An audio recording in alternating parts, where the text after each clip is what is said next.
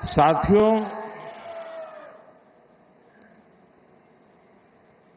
1947 में जब मां भारती के टुकड़े हुए,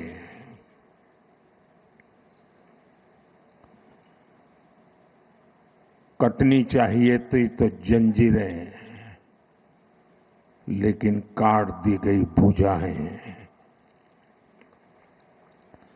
देश के 3 टुकड़े कर दिए गए।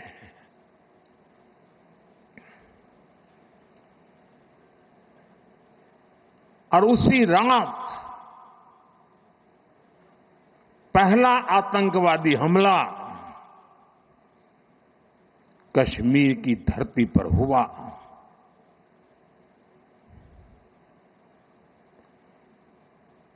मां भारती का एक हिस्सा आतंकवादियों के बलबूते पर, मुजाहिदों के नाम पर पाकिस्तान ने हड़प ले लिया।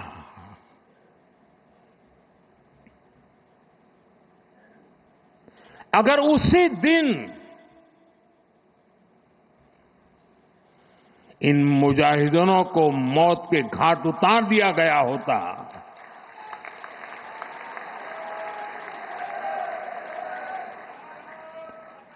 और सरदार पटेल की इच्छा थी कि पीओके वापस नहीं आता है, तब तक सेना रुकनी नहीं चाहिए।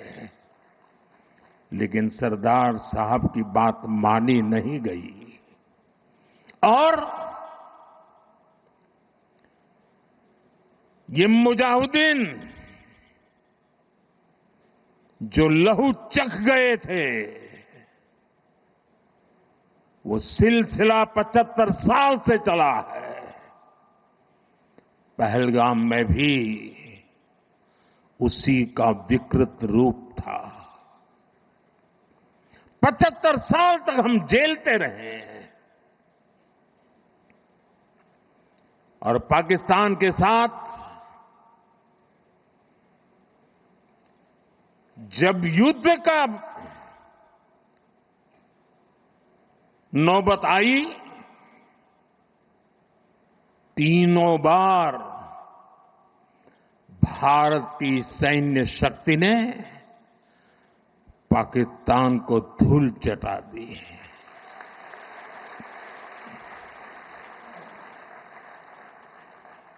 और पाकिस्तान समझ गया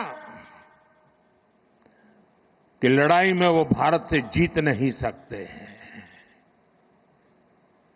और इसलिए उसने प्रॉक्सी वॉर चालू किया।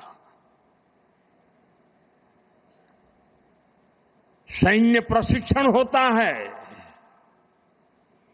सैन्य प्रशिक्षित आतंकवादी भारत भेजे जाते हैं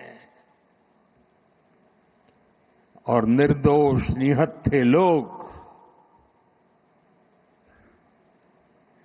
कोई यात्रा करने गया है, कोई बस में जा रहा है, कोई होटल में बैठा है, कोई टूरिस्ट बन के जा रहा है, जहां मौका मिला वे मारते रहे, मारते रहे, मारते रहे, और हम सहते रहे। आप मुझे बताइए, क्या ये अब सहना चाहिए? क्या गोली का जवाब गोले से देना चाहिए? ईंट का जवाब पत्थर से देना चाहिए? ये कांटे को जल मुर्द से उखाड़ देना चाहिए?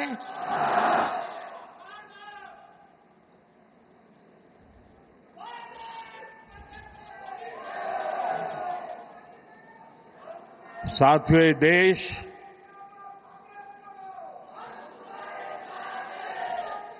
उस महान सांस्कृतिक परंपरा को लेकर के चला है, वसुधैव कुटुंबकम। ये हमारे संस्कार है, ये हमारा चरित्र है, सदियों से हमने इसे जिया है। हम पूरे विश्व को एक परिवार मानते हैं। हम अपने पड़ोसियों का भी सुख चाहते हैं, वे भी सुख चैन से जिए, हमें भी सुख चैन से जीने दे।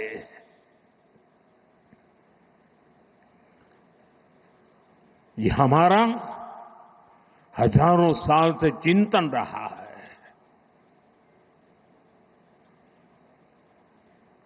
लेकिन जब बार बार हमारे सामर्थ्य को ललकारा जाए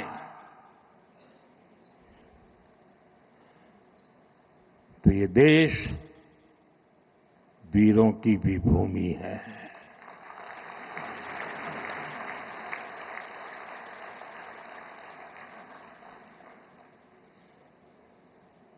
आज तक जिसे हमें प्रॉक्सी वॉर कहते थे,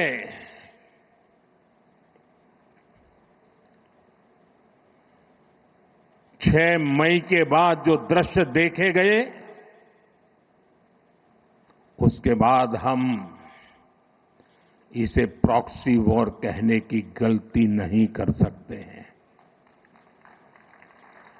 और इसका कारण है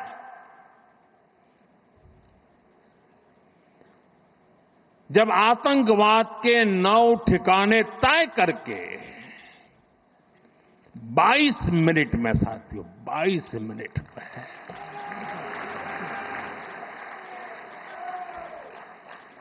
उनको ध्वस्त कर दिया। और इस बार तो सब कैमरा के सामने की सारी व्यवस्था रखी थी ताकि हमारे घर में कोई सबूत न मांगे।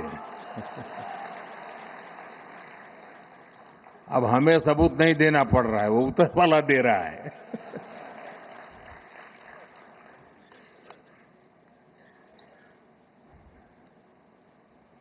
और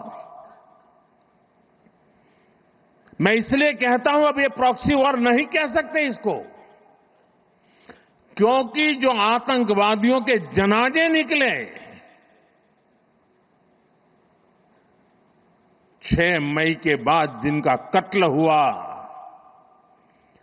उस जनाजे को स्टेट ऑनर दिया गया पाकिस्तान में। उनके कॉफिन पे पाकिस्तान के झंडे लगाए गए, उनकी सेना ने उनको सैल्यूट दी। ये सिद्ध करता है कि आतंकवादी गतिविधि ये प्रॉक्सी वॉर नहीं है, ये आपकी सोची समझी युद्ध की रणनीति है। आप वॉर ही कर रहे हैं तो उसका जवाब भी वैसे ही मिलेगा।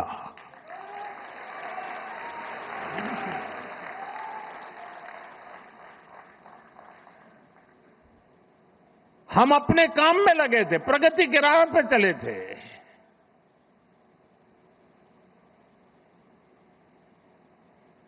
हम सबका भला चाहते हैं और मुसीबत में मदद भी करते हैं।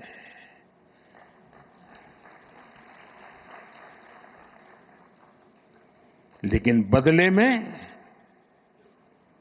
खून की नदियां बहती है।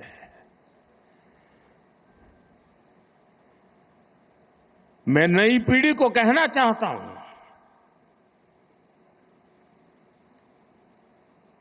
देश को कैसे बर्बाद किया गया है। 1960 में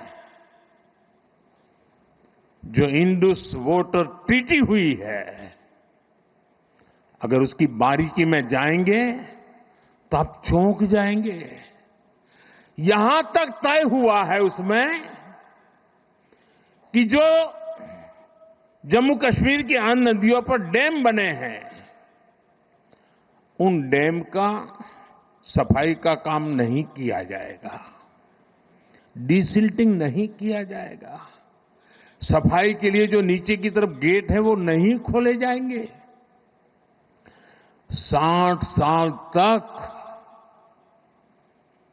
ये गेट नहीं खोले गए और जिसमें 100% पानी भरना चाहिए था, धीरे धीरे इसकी कैपेसिटी कम हो गई, 2%, 3% रह गया। क्या मेरे देशवासियों को पानी पर अधिकार नहीं है क्या? उनको उनके हक का पानी मिलना चाहिए, नहीं मिलना चाहिए क्या? और अभी तो मैंने कुछ ज्यादा किया नहीं है।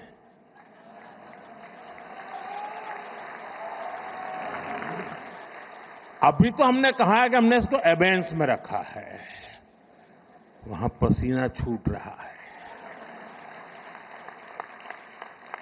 और हमने डैम थोड़े खोल करके सफाई शुरू की।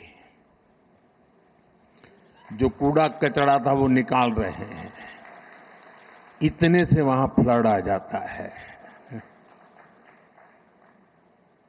साथियों, हम किसी से दुश्मनी नहीं चाहते हैं।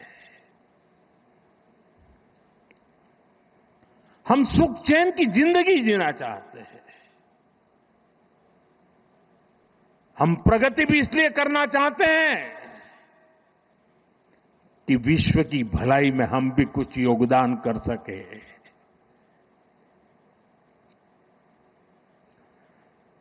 और इसीलिए हम एक निष्ठ भाव से कोटि कोटि भारतीयों के कल्याण के लिए प्रतिबद्धता के साथ काम कर रहे हैं।